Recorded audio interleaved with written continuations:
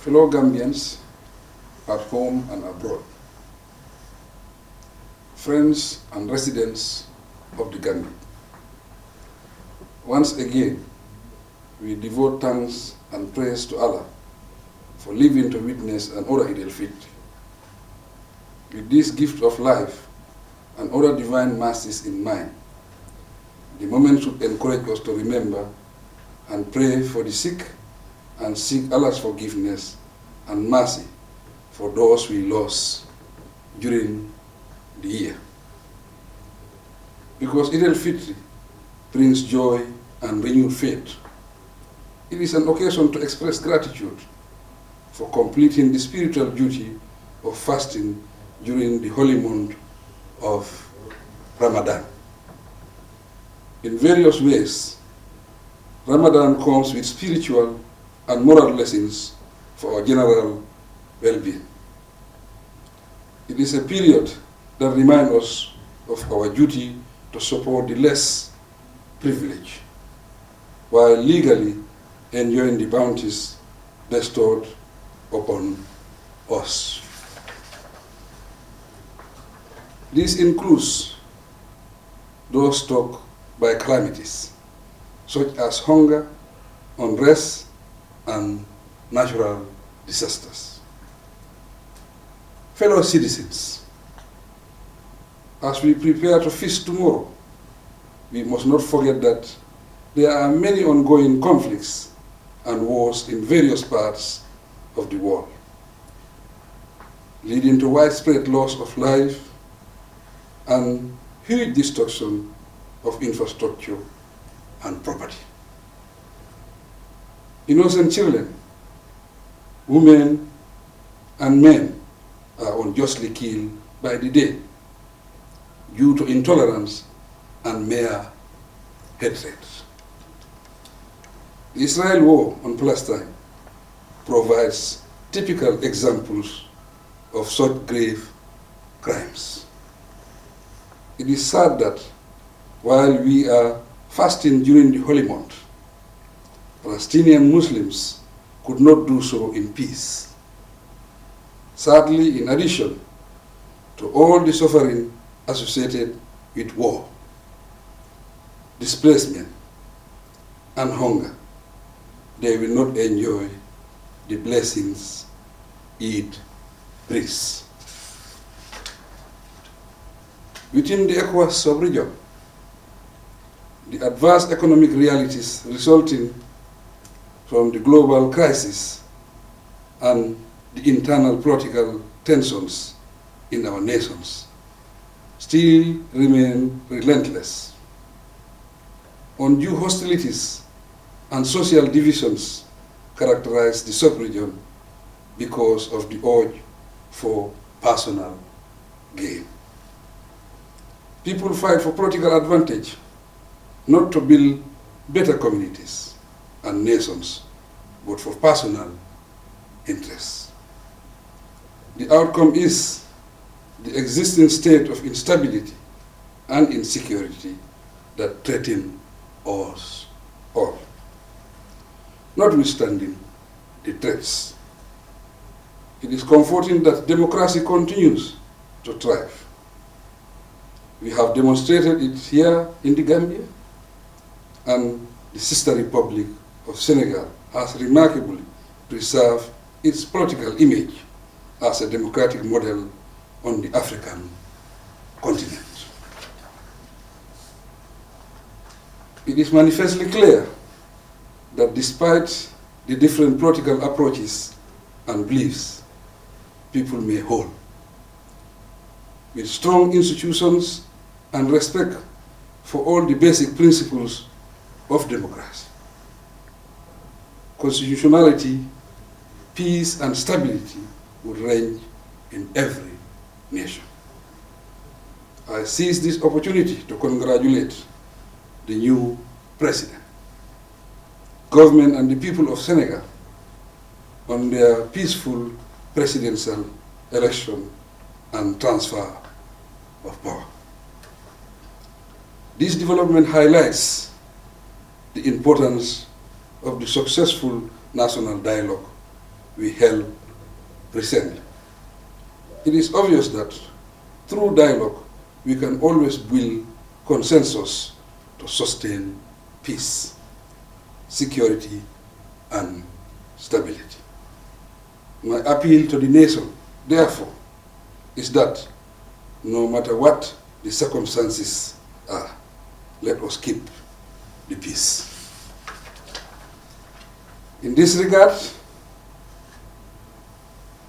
as a follow-up to the national dialogue and the proposed regional forums, my government will study the recommendations to incorporate them into the national Irwa program. Fellow Gambians, I congratulate the Muslim community on the occasion of the Feast of Eid al-Fitr and thank everyone for the peace, stability, and progress we continue to enjoy.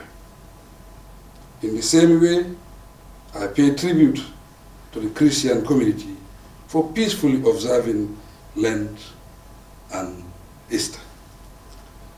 Despite the rising cost of living worldwide, my government ensured that there were enough stocks of basic food commodities during both fasting periods of the two religious denominations. I must observe briefly, in the interest of our farmers, that the National Food Security Processing and Marketing Corporation, formerly GGC, bought 36,000 tons of groundnuts, worth about $1.5 billion this season. I am happy to say further that in the face of a few challenges, after guided consultations, the government met its pledge to buy groundnuts without undue prolonged payment delays.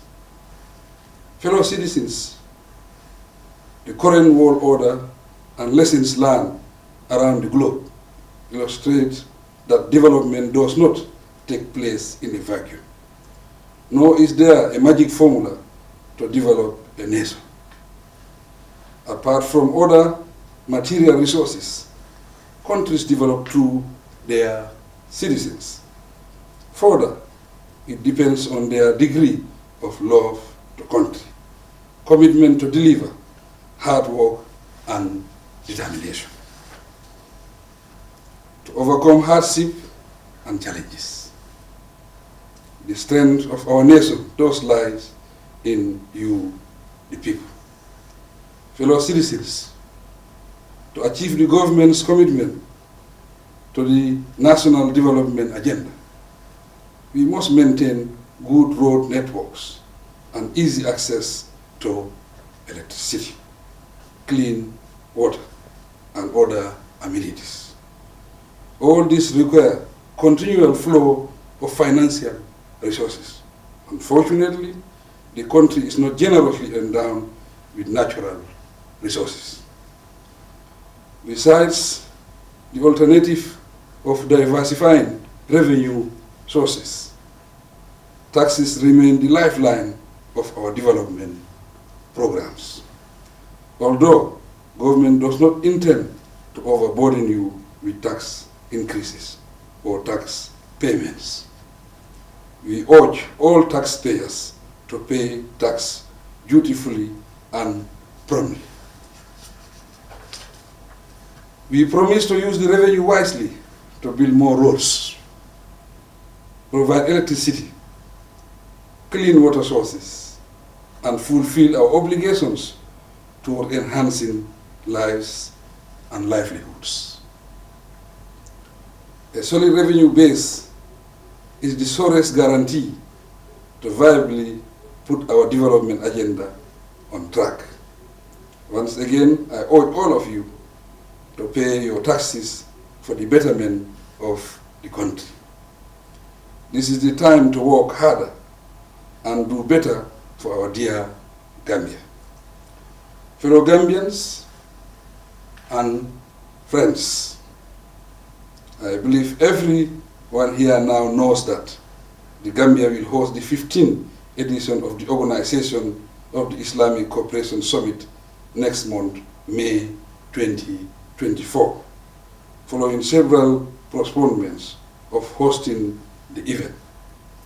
We are grateful that it is now on the horizon.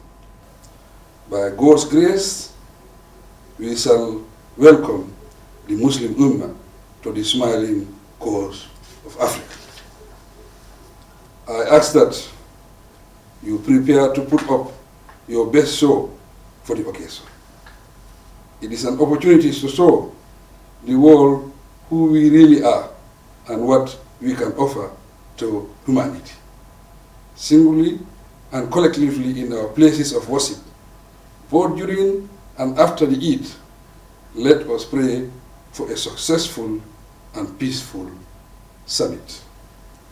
As we celebrate Eid al-Fitr with joy, let us remember that it is also a period for caring, sharing, and maintaining the good values that Ramadan and fasting promote.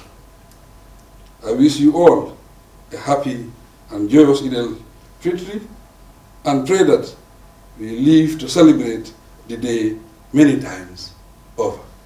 I thank you for your kind attention.